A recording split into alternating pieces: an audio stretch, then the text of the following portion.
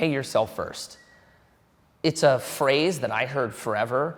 I didn't really know what it meant or really the significance of how valuable it is when it comes to your savings.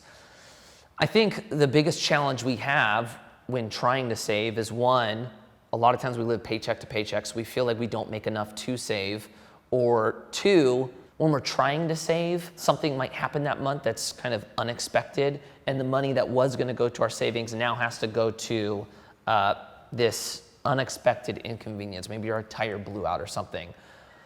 Or third, if you're like me, I like doing things. Like when people call me and want me to like go out to dinner, like it's hard for me to say no. Like I don't have the discipline to try to live my life and then use the leftover money to go towards my savings. So what Pay Yourself First does is it removes the ability to say yes, or it's an added discipline, and this is why.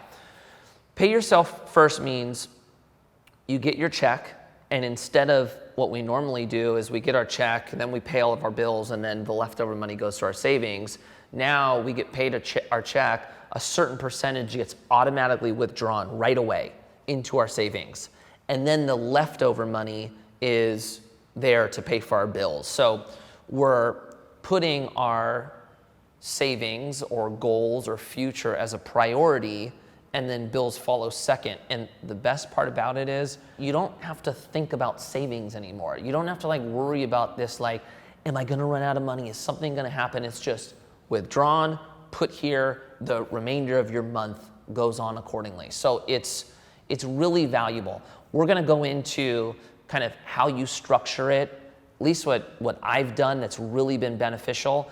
But before we go into it, our goal with Commune is really invest together, learn together, grow together. It's all about our community.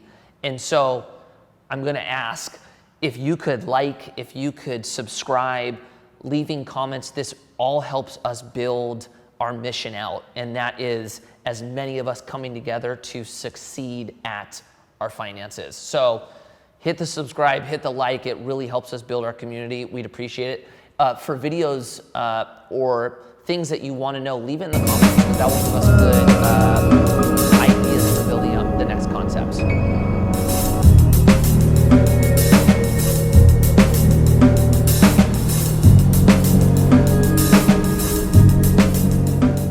The craziest thing about this, if you're like me and the first time I heard it, was, well, if I'm barely getting by and right now I'm paying bills and then trying to save, and like that's barely happening. If I put my savings first, so if I'm automatically withdrawing a certain percentage, what if I don't have enough to pay my bills? That is true. That is the scenario that you're putting yourself in. The beauty is we're forcing action by doing this.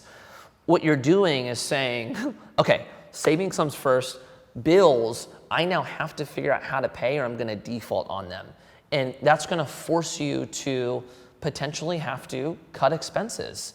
Start taking things out of your budget that you might like doing but are now having to do so that you're able to cover your expenses. You might have to get a second job. You might have to look at a side hustle. This is really what this is doing is it's forcing action and creating an urgency to go and do things that normally we wouldn't do. And what we all want to see is our savings grow. We all want to see that we're planning for our future. It's just really hard to change the behaviors in us to say no to something so that we can save. So really what this does is it just forces it to happen, and it's forcing action in areas that you might not normally take. Okay, so when it comes to figuring out what the percentage that you put towards your savings is, there's a conventional way to do it, but don't get discouraged if you're not able to do this yet. Something is better than nothing. But where everybody kind of lands on what a good structure is the 50-30-20 rule. 50% of your income goes towards needs, 30% goes towards wants, 20% goes towards your savings. That is like the ideal scenario, or what the targeted goal is. If you can go beyond that, hell yeah. But if you can't, like let's say you can only put 5%, maybe it's only $100 each month, don't worry about it. Just be encouraged that you're making progress to get where you want to go, and ultimately we're going to hit our goals together. If you haven't created a budget yet, you got to do it now. It's one of those things that we constantly put off, but if you're going to try to create this matrix of 50, 30, 20, you need to know what 50% of your needs are, and you need to know what 30% of your wants are. So this is the time to do it. If you're looking for an app, my wife and I use Mint. It's a great place to help separate it out. But look, I'm a big believer of like just call it 20% and figure out the rest, but like this is the smart way to do it. So I would say start with the budget and separate wants from needs and try to get to this matrix of pay yourself first. So you have the general idea of how the pay it yourself model works. This is how it's actually gonna look. I think where your check should come, so whether you're a W-2, however you get paid, that should go into your checking, and I think keeping it at a retail bank is best, like a physical location that you can go in and withdraw money from. I don't care where it is. We use Citibank. I think retail is the best place for it. Check comes in to your checking account. Now you're gonna set up an automatic withdrawal that happens every time that check comes in, and in the model we gave you, we're gonna pull 20% out. So 20% is now gonna go towards, we'll call it your future. And then the 80% is now gonna go towards your expenses, which then is gonna be divided out between the 50 and the 30. But let's talk about this category right now, the pay it yourself first. You're gonna set up an automatic withdrawal. There's online banks that you could use to do this. I think Simple is a really good one, simple.com, and you can set up so you don't have to think about it. Money comes out, and then how do you organize where that money goes? And I think the best way to do it is separating or dividing out a short-term goal and a long-term goal. Two that I think everybody should have on the short-term side is an emergency fund or cash reserves. On the long-term side, your IRA.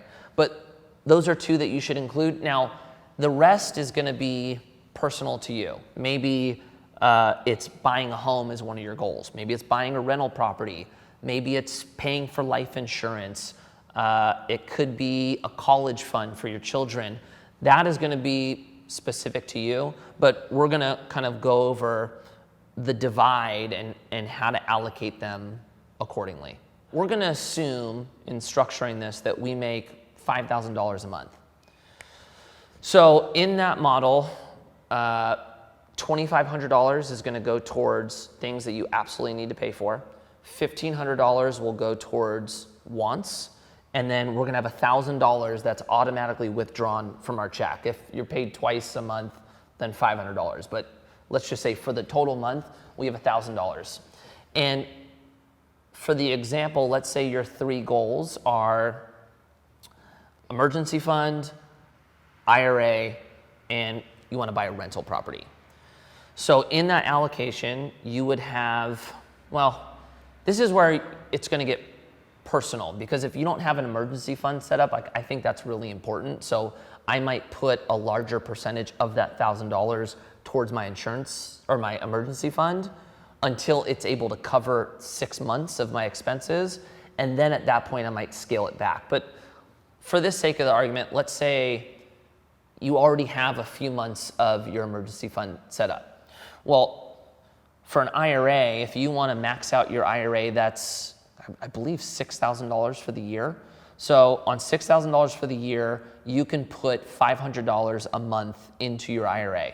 So out of your $1,000, 50% goes straight into your IRA. So now out of your rental property and your emergency fund, you have $500 to divvy up. And so, again, this is on you. Maybe if you're still trying to get to that 6 months, you put $350 into your emergency fund and then $150 into your fund for buying a rental property. But this is really it's personal, so it's hard to tell you exactly what to do, but this is how you should at least be going about structuring it so that once it's automated, you don't have to spend time thinking about it, it's just happening. And there's something that's really good about this. One, you no longer have to question if you can afford things. Like, let's say your goal is to buy a house and you go, can I afford that house? Well, now you go to your fund and you look and go, I want to buy this $200,000 house and I need 40 grand to pay for it. Well, my house fund only has 30 grand. Well, no, I need 10,000 more dollars until I can afford that house. And now that you have this automatic payment of it, it's really easy to see progress and to really know when that goal is going to come to fruition. I've used this model for 17 years now. And at least on my end, the beauty of it has been it's automated, it happens like clockwork, and I don't need to think about it. And two, it removes my ability to miss payments or miss contributions towards my future. And that is something, when you're talking about investing and retirement, the key isn't putting huge lump sums every once in a while, it's consistency. Consistency is key. So the fact that you're automating it and making it happen and removing your desire to say no is how you're really gonna get ahead in being able to live the life that we want and not having to stay on this kind of hamster wheel and work for the rest of our lives. So this has been the best strategy for me, just remove the ability to ruin it. And so I hope this video really helped give you an idea of how you should structure this whole model. If you still have questions, leave it in the comments. We'll get back to you. We'll try to help you set this up any way we can. For everyone who does this, and this is going to be my big ask, you're going to see such a big change in your life that I would encourage you to tell all of your friends or as many people as possible on what you did. And the beauty of it's going to be, they're going to be able to see the results in your life. And that is something that we can really help push this message out there that will better others. And then we could really all be benefiting together. So I'd really encourage you guys to tell others what you've done and pass it forward. Give everything you've learned and implement it in your life so that other people can enjoy it as well. And we'll continue this mission of all of us learning together, succeeding together, and hopefully one day investing together.